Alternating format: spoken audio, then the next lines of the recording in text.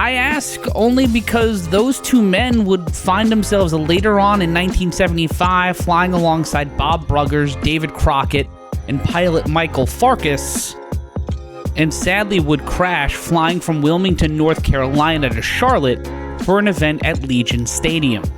The crash would paralyze Valentine, break Flair's back, and nearly end his career. Crockett would get injured but end up okay. Bruggers would suffer injuries that would have him decide on retirement, and sadly the pilot Michael Farkas would pass away due to the extent of his injuries. Sorry for the morbid detour, but if Scott jumps, does that night happen? Does Flair become the Nature Boy? Does Valentine have a few more years? It's not trying to put blame on anything. It's just trying to look at everything with this weird context of where we are in this one moment. Because this one moment decides a lot in pro wrestling.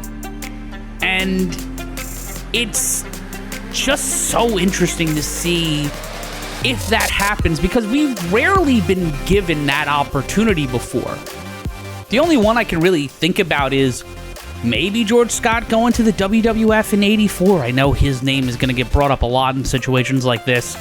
Or Russo in '99. It's more like if Russo, when Russo jumped in '99.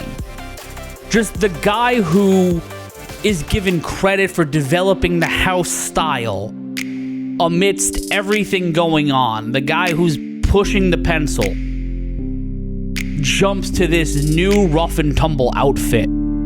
And the idea, people go with their booker.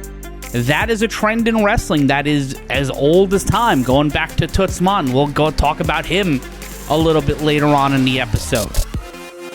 While the rejection of Einhorn by Scott could be seen as nothing more than a man wanting to stay with a proven company and show his loyalty to the NWA's cartel of promoters, this is just a what could have been, man.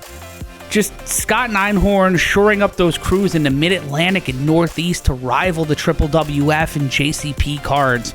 Scott's proven ability to book and set up multiple shows in one day with different or similar crews, because that was Mid-Atlantic strong suit under Scott, was they had so many talented workers and so many people that they would have multiple crews, and that's why he got hired by the WWF in '84, was because he could do that job really, really well.